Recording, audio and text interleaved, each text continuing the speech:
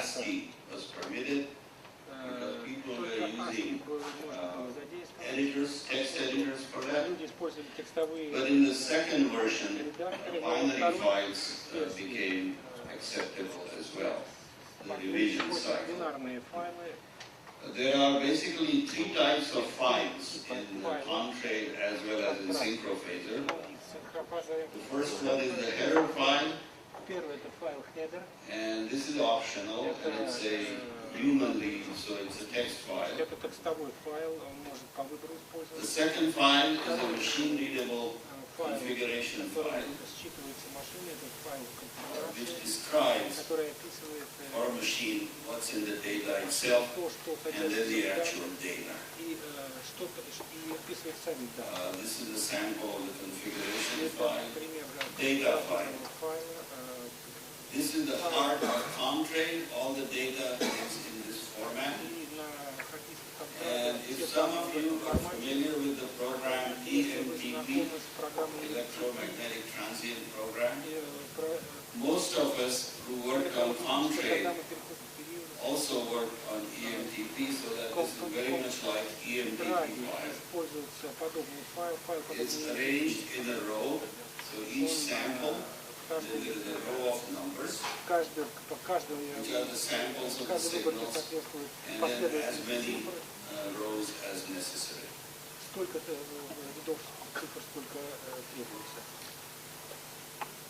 In the old standard, we had a specification of the medium floppy disk.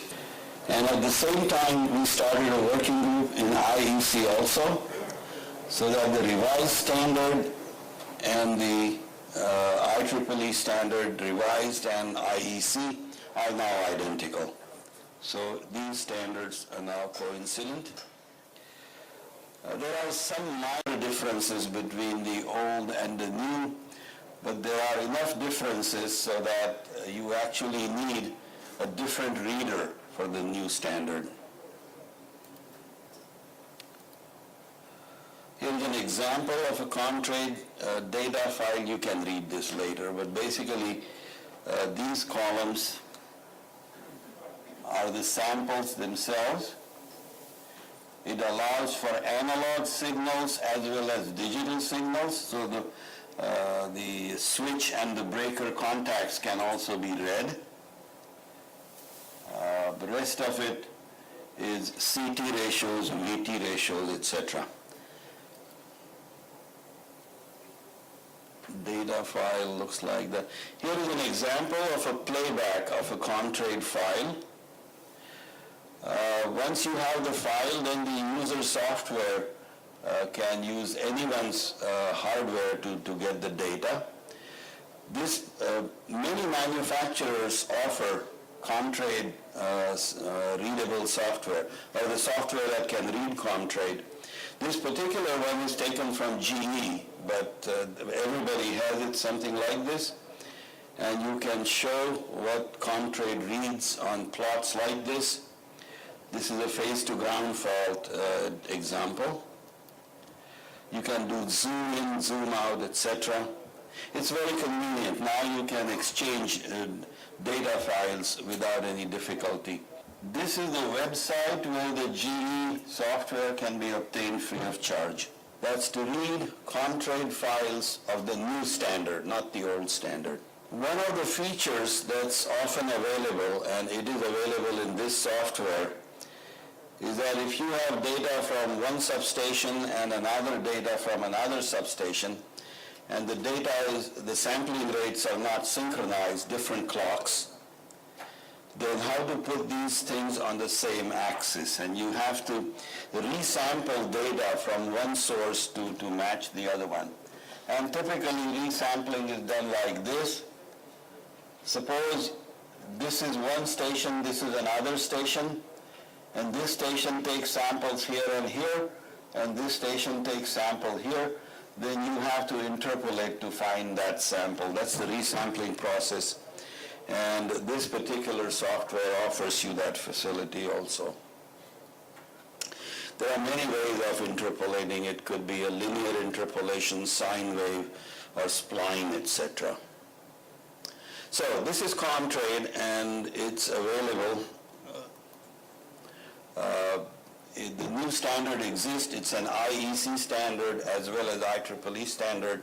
They are now identical, and IEEE will take up a revision in the next few years, and we'll try to get a revision synchronized with IEC also. The next standard, synchrophasor. This is a standard for PMUs, and the old one appeared in '95, and that was number 1344. Phasor measurement standard defines this interface and this interface. This interface is 1 pulse per second, the high-speed clock pulse, and all it defines really is the wavefront, how fast it must be, and what must be the duty cycle on that signal. So it's a very simple definition on standard 2. Standard 1 is the main standard where the data structure is defined, and it's very much like ComTrade. Again, there is a header file and a configuration file just like ComTrade. These files going offline, so this is not real-time transmission. Once you set up the PMU in the field, you send the header file and the configuration file, which describes what station it is, what feeder, identification of breakers and switches, etc. So this goes first, and then the main data stream, this is that number 2, the Julian second counter. This is the sample number, which defines the phasor. This is statistics about the conversion, and that's not totally specified. There are a lot of free fields here, but an important one is the statistics of the GPS clock, their dispersion and the synchronization accuracy, loss of synchronization, etc. So that's contained in the statistics. And then the phasors are lined up. Phasor 1, these are 2 real numbers. Real part, imaginary part, it's always rectangular. Although the PMU standard allows you to put it in polar form if you wish, but the most common use is rectangular coordinates. So phasor 1, 2 real numbers here, 2 real numbers here, until all the phasors are exhausted. Then there is room made for frequency calculation, and many manufacturers use different ways of computing frequency. The one we have used in the past is like an under-frequency relay measurement. So it's typically a 100 millisecond window, and you make a least square solution to find the frequency and rate of change of frequency. But other people use other methods. So anyway, there is space for frequency and a space for rate of change of frequency. This is locally measured in the substation with the same timestamp. These are the switch and breaker status. There is room made for that, and you can use this data for state estimation, network configuration, etc. And finally, the redundancy check for accuracy. The normal practice in PMU work, if the CRC is not correct, is not to ask for retransmission. You just throw away that sample and take the next one, because the data is coming very quickly. There is no time to ask for a retransmission normally. There is also a reverse channel for communication to the PMU, and this is relatively small amount of information going, normally only in the setup stage, but sometimes you could have it otherwise. Again, the 2nd of century, what command you wish to send, that's the code, the command itself, and a CRC check. The typical commands that go backwards could be to turn off a channel. You don't want this channel anymore. Or start a new channel. Or if one channel has become defective, etc. So the command channels are permitted. Just a question.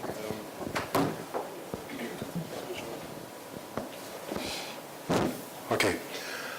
I'm just wondering that does the standard also allow the analog channels, the process signal inputs? The sample data? No. No.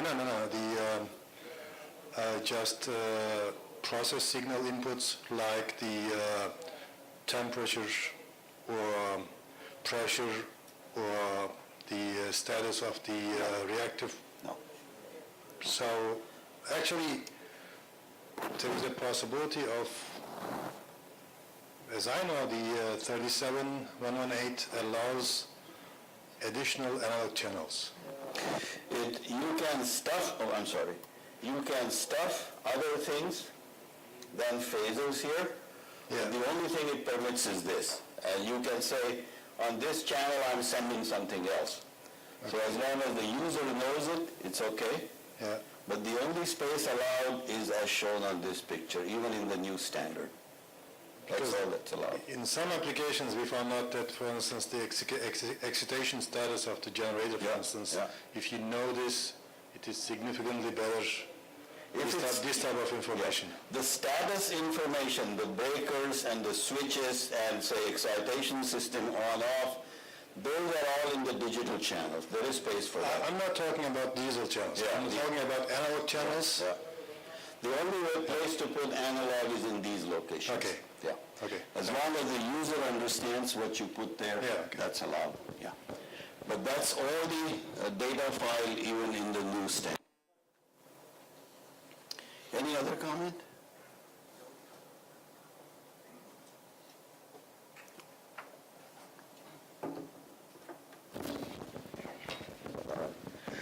Мне пригодилось, Андрей Гробовой, по системам менеджмента Control Lab, Новосибирск. Мне приходилось передавать данные в действующих ПМЮ, и я уже столкнулся с потерей данных при передаче контролла данных. Я хотел бы знать, насколько часто это явление вот, из опыта эксплуатации этих устройств в Америке, в Европе. Спасибо. Yes. In fact, the last picture addresses that, so I will show you that shortly. This is just a numerical example to illustrate these things, and that's not very significant. I'm reading 1, 2, 3, 4 currents and 1 voltage, and they are stuffed here. Real part, imaginary, etc. This is frequency, rate of change of frequency. Digital data, different status of breakers and switches, and then finally CRC. This is the second of century and sample number where the phasor is reported. So this is just a made-up artificial example. Okay, the standard has been revised. Its new standard is ANSI. This is now PC. PC is gone. So it's now ANSI C37118, and it was published last month, March of 2006. The only difference, the only significant difference between the old and the new standard is that the new standard has spaced as a way of defining the PMU quality, the error specification. It is more precise in requiring off-nominal frequency performance. About 3 years ago, we took PMUs of 4 manufacturers and measured the same signal with the 4 PMUs. And at off-nominal, they were all different from each other. So this was a defect of the standard, we thought, because the standard was not very clear on what they should read. So the off-nominal frequency behavior is more precisely defined in the new standard. And finally, the sampling rates have been standardized also.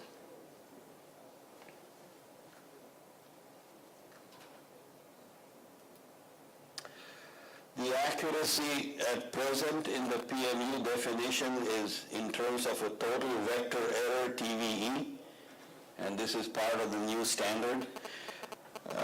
It doesn't say what, well, it does say what it should be, that is, what is the accuracy of a PMU, but it leaves room open for a manufacturer and a user to come to an agreement what his PMU does. So it could be more accurate than what the standard wants, and this is between the manufacturer and the user to specify the accuracy.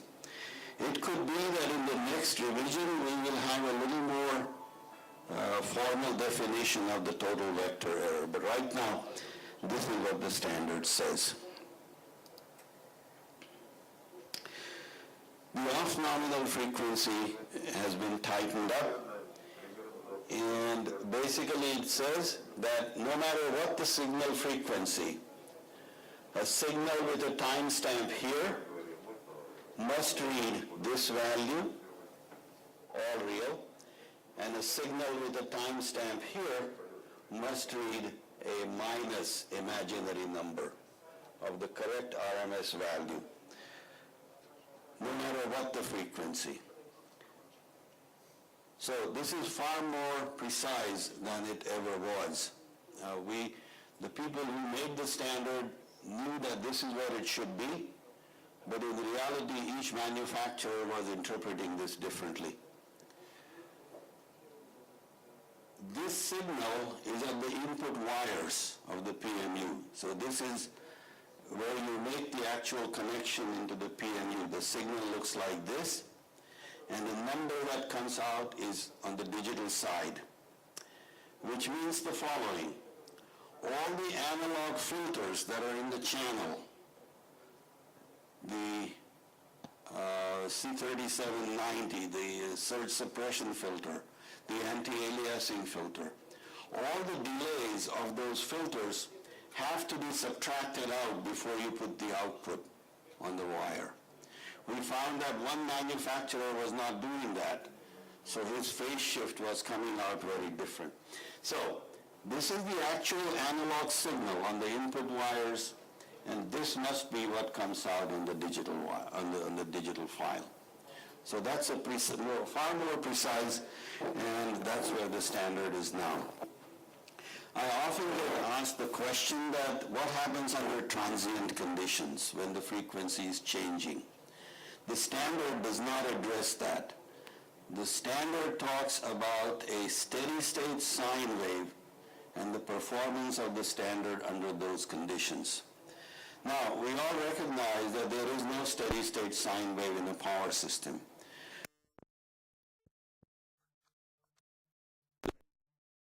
Are electromechanical oscillations and not faults, not transients induced by faults.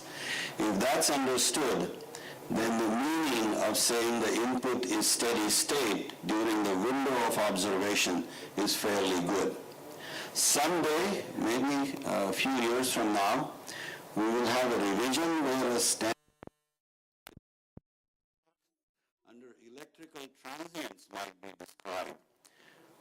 But this is a very difficult subject to define, in particular when people are using different algorithms to calculate PMUs. So as a first step, the only thing the standard does is assume the inputs have steady-state sine waves at some frequency, and then what the PMU must do. Any question or comment on that? So when you're at off-nominal frequency and your phasor is being reported here, here, here, here, here, and here, clearly the angle will change as time goes on, because the sampling or the reporting clocks in the standard are fixed clocks. So the reporting periods are in the US or in the North America, or let's say wherever the power system is 60, the reporting times are multiples of 16.66 milliseconds, fixed. And therefore, if the input frequency is changing, you will have a changing angle, as we saw. These are the reporting times that the standard calls for. On a 60 Hertz system, the PMU must be capable of reporting a phasor data 30 times a second, 20 times a second, 15, 12, and 10. And for a 50 Hertz system, it must be capable of reporting 25 phasors per second and 10 phasors per second. Many manufacturers are offering the capability of 60 here and 50 here. But once again, that is between the manufacturer and user. The standard calls for only these rates. Any question or comment on this? For 50 Hertz system, may I ask why 50 was excluded? For the same reason that 60 is excluded from the 60 Hertz. In other words, this is every 2 cycles. Now, the user and the manufacturer may agree that he will report at 60 and he will report at 50. So that's an agreement between a manufacturer and a user. Because we recognize that 60 times a cycle requires a wideband communication channel. 60 times a second. So in fact, that, if you say that, then you are saying something about the communication channel as well. And this says that the requirement is for this, but you may have a faster capability, and that's for the manufacturer to say. And same thing on the 50. You may have a capability of 50. You agree with the user, and this is user selectable in the PMUs. Okay, I'll continue the discussion with you afterwards. Anything else? So this standard was published in March last month, and it's now available from IEEE. It's C37118. I often get asked how many people make this. Of course, I don't have the exact number. The last number I heard is that worldwide there are 13 manufacturers who offer PMUs as a product.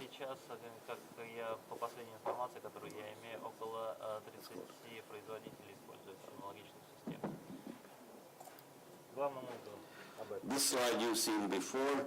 State estimation was triggered by a blackout in Canada and U.S. in this area, 1965, traced back to a relay overtrip. The technology that was developed in I would say 72 to 75 in that time frame, used methods that were practical in those days, and there was no synchronization possible. There was no synchronization, and the objective was to find the state of the power system from real-time data. And as most of you know, the way the technology developed was to measure active power, reactive power, and voltage magnitudes at substations. PQ, PQ, PQ, and then E magnitude. And this was produced, this was obtained by the control center by a scan, measurement scan. So you have a measurement from this station, then you switch to this station, then you switch to this station, so you scan the complete system. And in fact, the data is not simultaneous. So whenever the scan goes there, you get a measurement. So as a result, the state you get is a quasi-steady state approximation of the power system.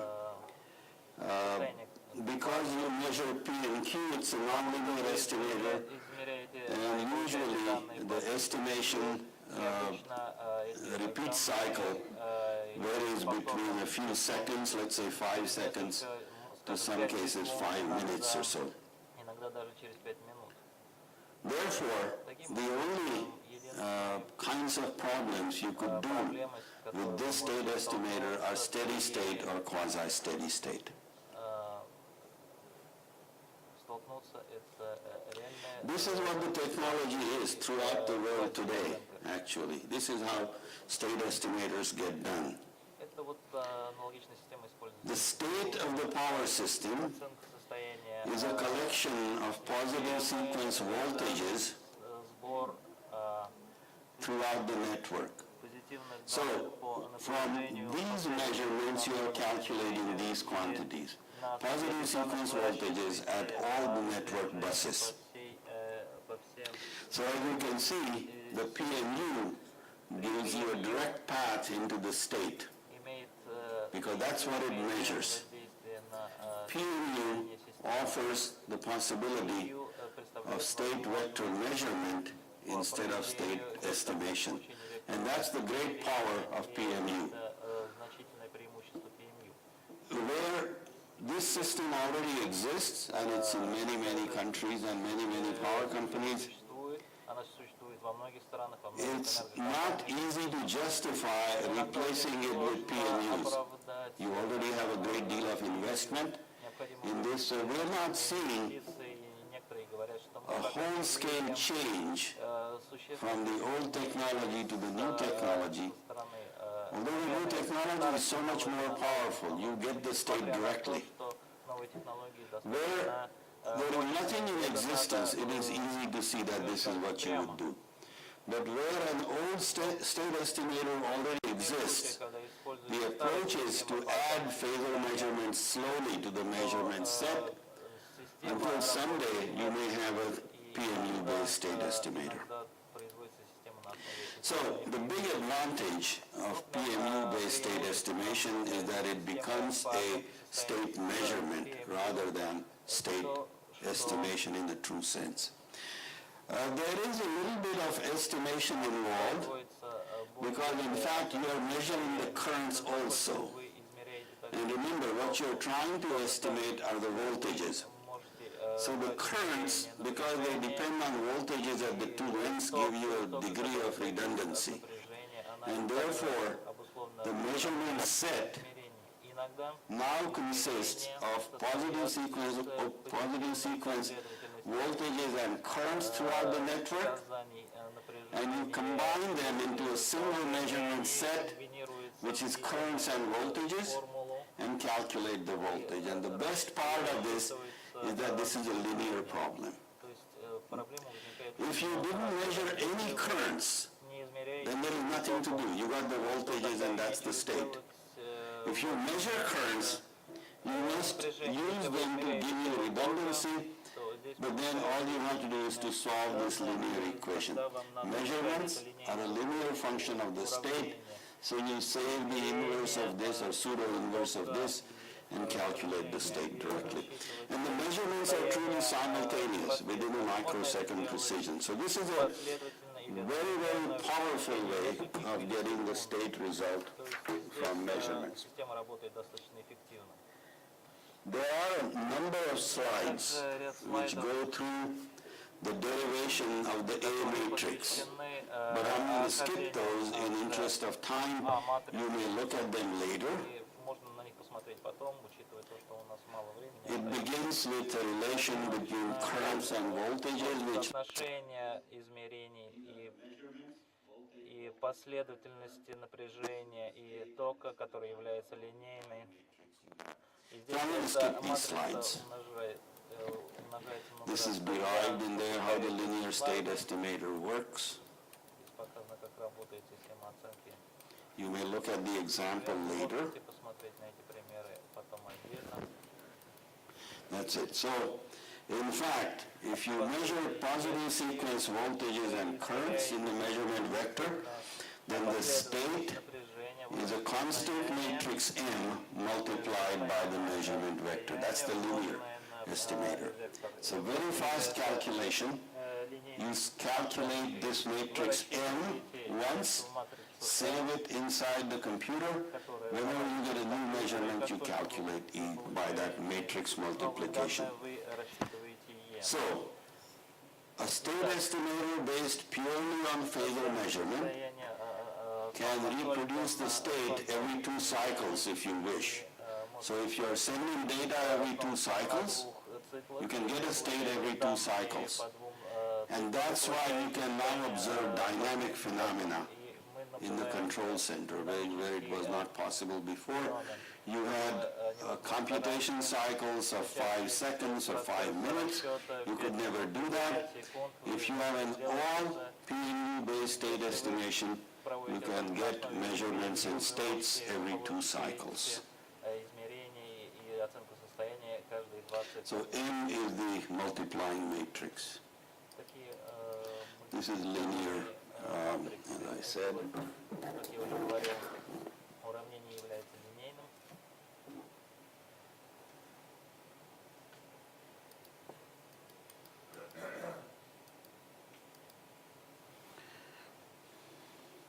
Another difference with traditional state estimator.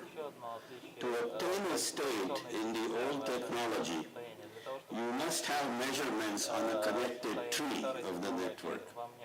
Otherwise, you don't get the state. In other words, there must be, all the measurements must be connected at least by a tree before you get the answer. In case of PMU, this is not necessary. There are applications where all you want is what's the phase angle difference between one part of the system and another part of the system. If that's all you want, you can put one PMU here, one PMU here, get the angles directly. You don't have to have connected tree measurements, and you can use that angle difference for control, real-time control, using just 2 PMUs. So when in the old technology you had the necessity of connecting a tree and getting all the measurements before you got the answer, now you can just spot the measurements where you want them.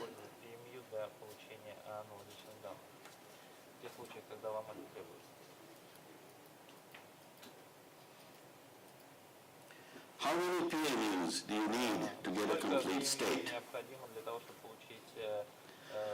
For most power systems, on an average, there are 2.5 lines for each bus. And if you place PMUs optimally, for example, on this system you put a PMU here and a PMU here, measuring all the currents, then you can find through the currents the state vector at these buses. So, to get complete observability, it's not necessary to get PMU at every station. On most practical power system, the number is 1/3. So if you have a 100-node system, you need PMUs in 33 nodes approximately to get a complete observable measurement. Of course, this gives you no redundancy. This is a minimum required. So if you lose a station measurement, then you lost the state of that station. The others would still work, so keep that in mind. But without redundancy, approximately takes 1/3 the number of PMUs, 1/3 the number of buses to have PMUs.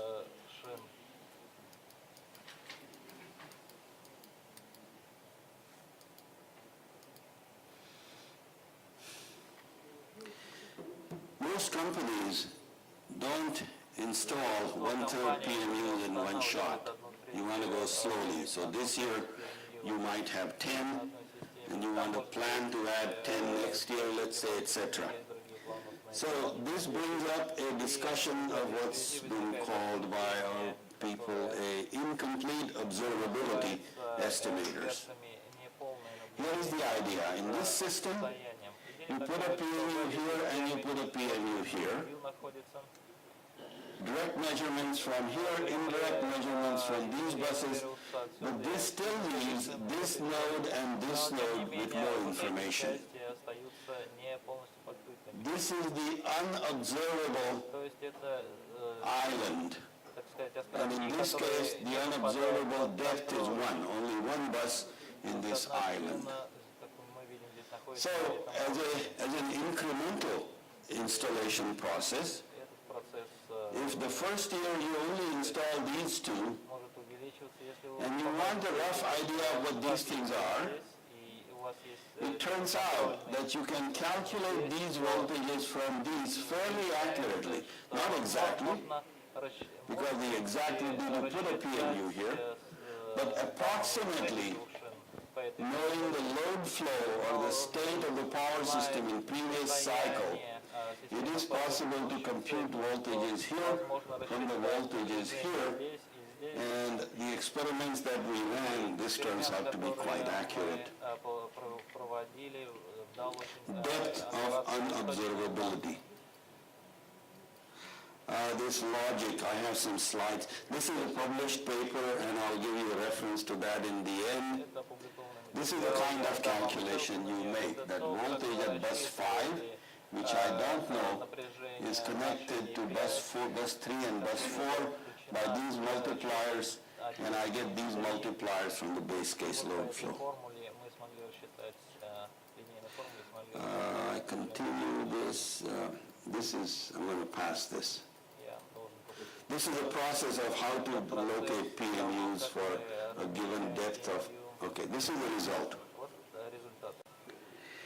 If I have a 14-bus system, and I say that I'm going to accept an incomplete observability depth of 1, then it's enough to put 3 PMUs.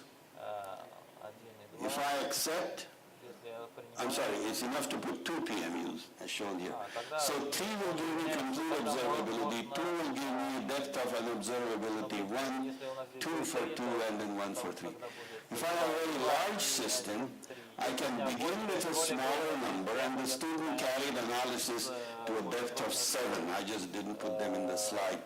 So this gives you a plan to expand the PMU installations this year to next year to next year, so that slowly you shrink the islands of unobservability and get more and more accurate state of the power system.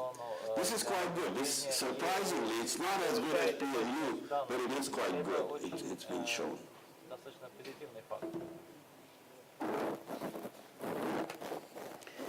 Any question on this part?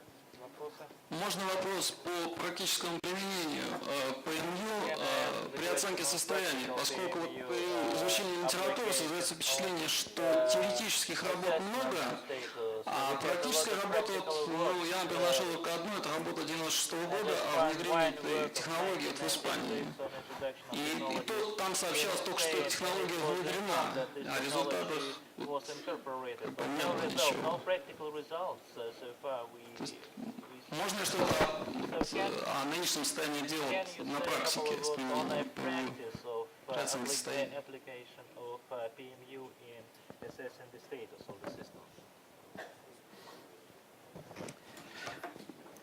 I'm not sure I caught the entire question, but you're asking me if people are installing these things. Is that the question? Устанавливает ли на практике данные Нет, системы? что используется ли оценка состояния с применением ПМЮ на практике? Вот сейчас. Оценка состояния.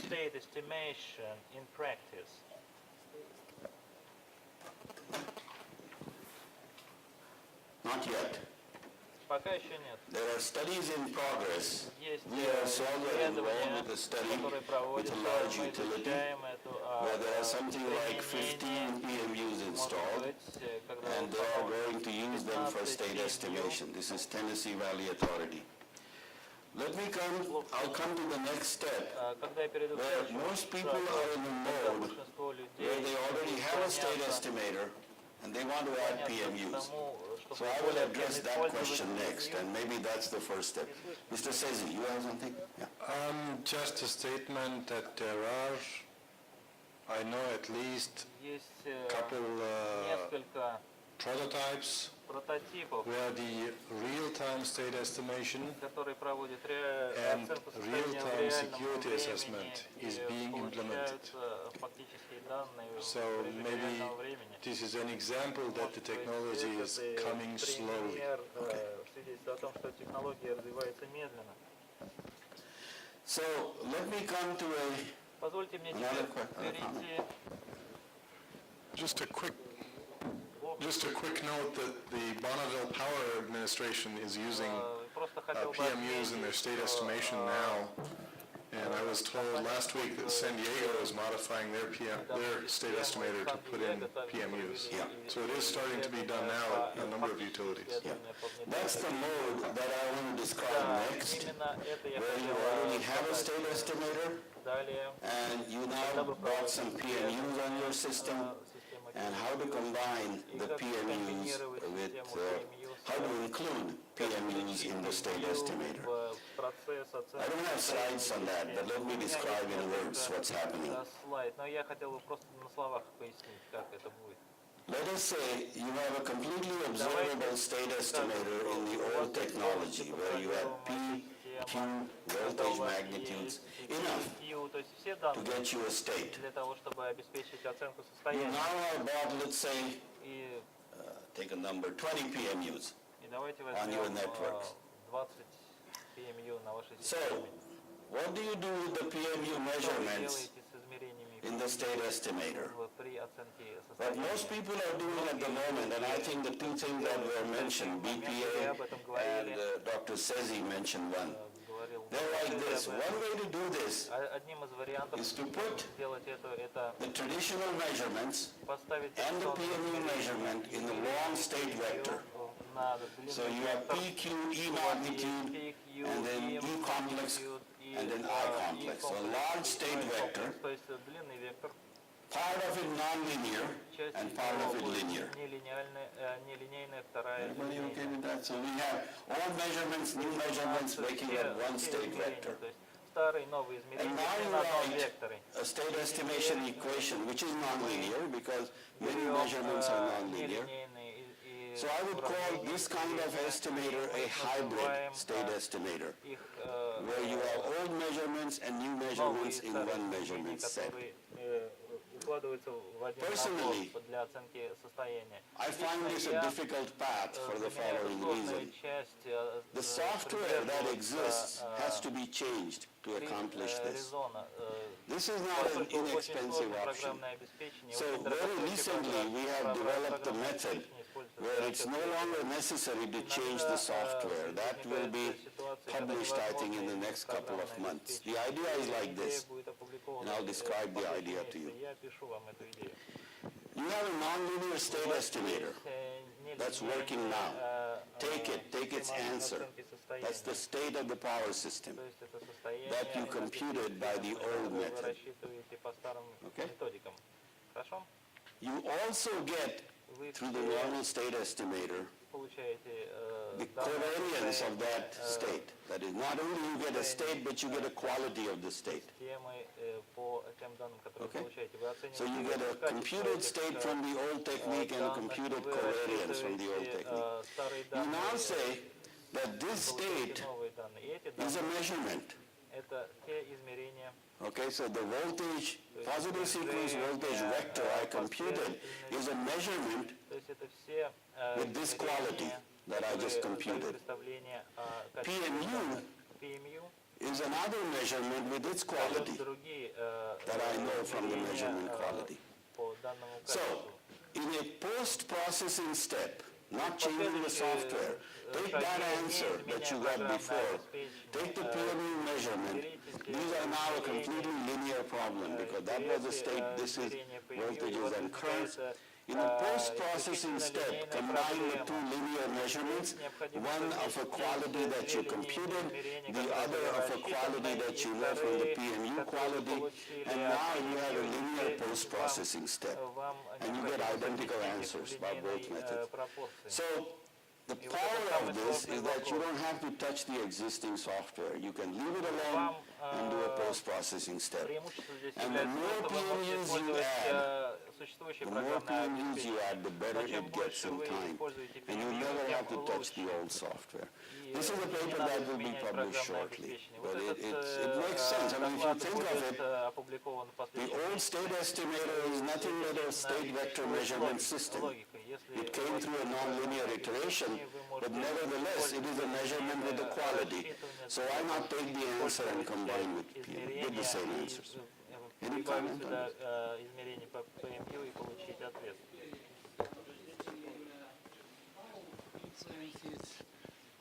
how influences position of PMUs in systems Как, on number of какое влияние PMUs for имеет total размещение observability systems? PMU, особенно в том, что касается обеспечения It is an extremely important issue. The first step always is to where to put PMUs. So there are papers that have been published, some by our group, some by others, on optimal placement of PMUs so that you require a minimum number of PMUs to get observability. And when we are proposing a plan for slow development into a full PMU network, this optimal program gives you what to do this year, leave them where they are, what to add next year, etc. So yes.